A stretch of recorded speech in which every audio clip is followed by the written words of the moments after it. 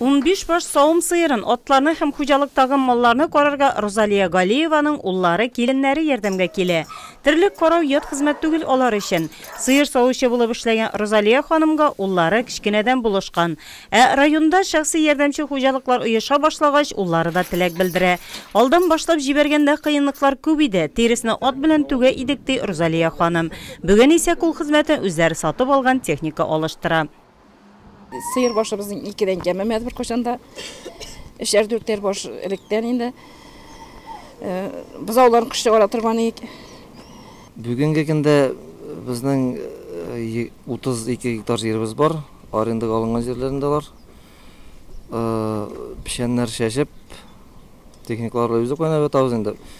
Карма базы үзебезнеке. Галиевлар дәүләт программасыннан да уңышлы файдалана. Ташламалы кредит ярдәмендә малларның баш санын арттырганнар. Хәзер исә мини-ферма төзегән өчен 200 сум субсидия алганнар. Әмма Галиевлар бер максатны куеп яши, тырышырга, дәүләттән көтеп ятмаска. Күбрәк үз кешебез белән, тиешле ярдәмнәрен алып барабыз, Аллага шөкер. Шул ЛПХ программасына кирдек, быелгы көндә моны 200 мең акча. Ул инде безнең өчен бик ашучымый ярдәм.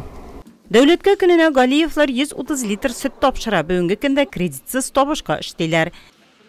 Башта үз расходларын тамалап барды фермадан кергән акчалар.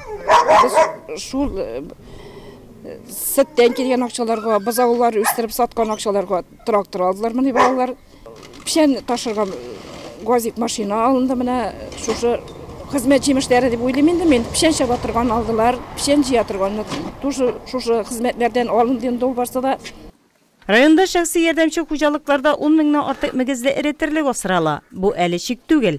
Илсур Галиевның максаты алга таба хуҗалыкны киңәйтү, терлекләрнең баш санын арттыру. Эштән курка торганнардан түгел егетләр, авылны үз итеп яшәүчеләр бит алар.